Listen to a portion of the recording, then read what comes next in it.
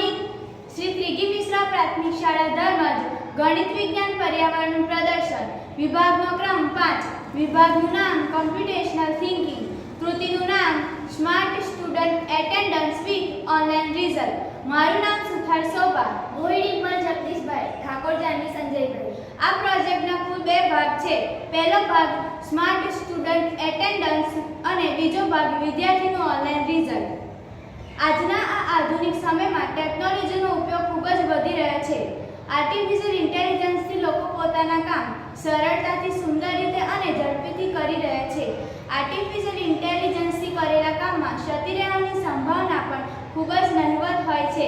Artificial intelligence હવે શિક્ષણ ક્ષેત્રે પણ ખૂબ જ વધી રહ્યો છે. શાળાઓ પણ સરકારની મદદથી ટેકનોલોજીને શિક્ષણમાં ઉપયોગ કરીને આધુનિક બની રહી છે. આર્ટિફિશિયલ ઇન્ટેલિજન્સથી વિદ્યાર્થી પોતાના ઘરે બેસીને પણ અભ્યાસ કરી શકે છે. વર્ગખંડમાં શિક્ષકનું એક અગત્યનું કામ હોય છે વિદ્યાર્થીઓની હાજરી લેવી અને તેનું માસ્ટર હાજરીપત્રક બનાવવું. તો અમે અમારા આ પ્રોજેક્ટ દ્વારા આર્ટિફિશિયલ ઇન્ટેલિજન્સનો ઉપયોગ કરીને શિક્ષકના આ કામને સહેલું બનાવવાનો પ્રયત્ન કરી રહ્યા છીએ. સાથે સાથે વિદ્યાર્થી શાળામાં હાજર છે તેનો વાલીને વોટ્સએપ પર મેસેજ મોકલી દેવામાં આવે છે. વિદ્યાર્થીનું વાર્ષિક પરિણામ પર ગૂગલ શીટમાં બનાવીને તેને ઓનલાઈન કરવામાં આવે છે, જેથી તે પણ વિદ્યાર્થી ઘરેથી શાળાએ આવતા પહેલા ધોરણ 10 અને 12ના પરિણામની જેમ જોઈ શકશે. કૃતિ બનાવવા માટેની સાધન સામગ્રી: Arduino micro controller, RFID module, RFID card, computer, wire, data cable. કૃતિ બનાવવા માટેની પદ્ધતિ: સૌપ્રથમ PCB બોર્ડ પર કૃતિ માટેનો સર્કિટ ડાયાગ્રામ તૈયાર કરવામાં આવે છે.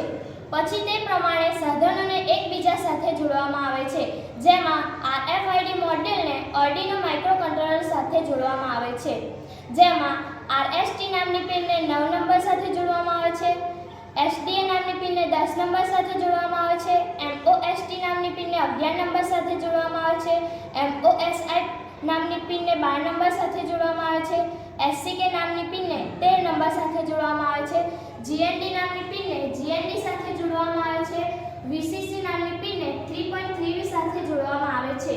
ત્યારબાદ આર્ડિનો માઇક્રોકન્ટ્રોલર માટેનો કોડ તૈયાર કરવામાં આવે છે, જેમાં વિદ્યાર્થીનું નામ, રોલ નંબર અને વિદ્યાર્થીને આપેલ યુનિક RFID કાર્ડ નંબર લખવામાં આવે છે.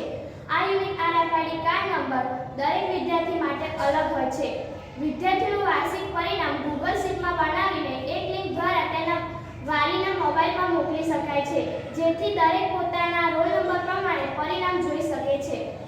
કાર્યની પ્રણાલી: વિદ્યાર્થીને આપેલ યુનિક RFID કાર્ડ જ્યારે વિદ્યાર્થી RFID મોડ્યુલ સાથે સ્કેન કરે છે ત્યારે વિદ્યાર્થીના રોલ નંબર અને નામ વિદ્યાર્થી જે સમયે યુનિક RFID કાર્ડ સ્કેન કરે છે તે સમય સાથે જ કોમ્પ્યુટર એક્સેલ ડેટા શીટમાં આવી જાય છે અને વિદ્યાર્થીની હાજરી પૂરાઈ જાય છે. ત્યારબાદ બીજા વિદ્યાર્થી માટે પણ આ જ પ્રક્રિયા કરવામાં આવે છે. હવે આપણે એક ડેમો જોઈશું.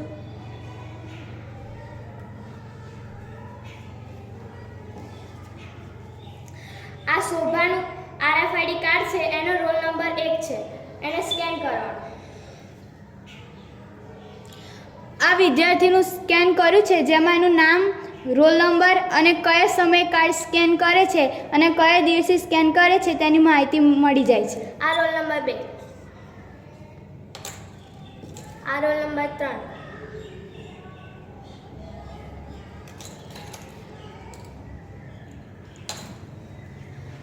તો દરેક વિદ્યાર્થીનું કયા સમયે, ક્યારે અને નામ અને રોલ નંબર સાથે માહિતી મળી જાય છે.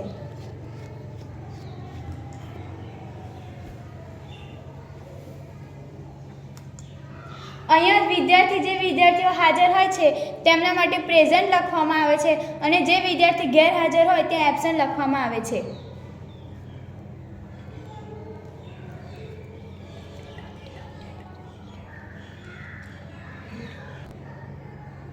હવે વોટ્સએપમાં મેસેજ મોકલવા માટે અહીંયા સેન્ડ દબાવવામાં આવે છે.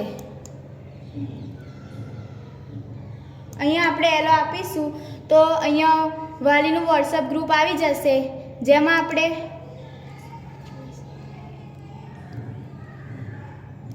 અહીંયા વાલીનો મેસેજ આવી ગયો છે.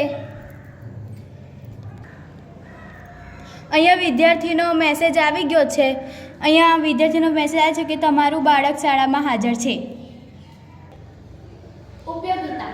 વિદ્યાર્થીને હાજરી પૂરવાની આ પદ્ધતિમાં નવીનતા લાગશે, જેથી વિદ્યાર્થીઓ તેનાથી આકર્ષાઈને શાળાએ આવવાનું પસંદ કરશે. ગેરહાજર રહેલા વિદ્યાર્થીઓને તેમના વાલીના ફોનમાં વોટ્સએપ પર ગેરહાજરીનો મેસેજ સરળતાથી મોકલી શકાશે, જેનાથી વાલી તે બાબતથી અવગત રહેશે. શિક્ષકનો ક્લાસમાં હાજરી પૂરવાનો સમય બચશે તો તે વધુ અભ્યાસ કરાવી શકશે. શિક્ષકો પણ શાળામાં ટેકનોલોજીનો ઉપયોગ કરીને હાજરી પત્રકમાં થતી ભૂલો નિવારી શકશે. વિદ્યાર્થીઓ કયા સમયે શાળામાં આવ્યા અને કયા સમયે શાળાની બહાર ગયા તે બધી માહિતી મેળવી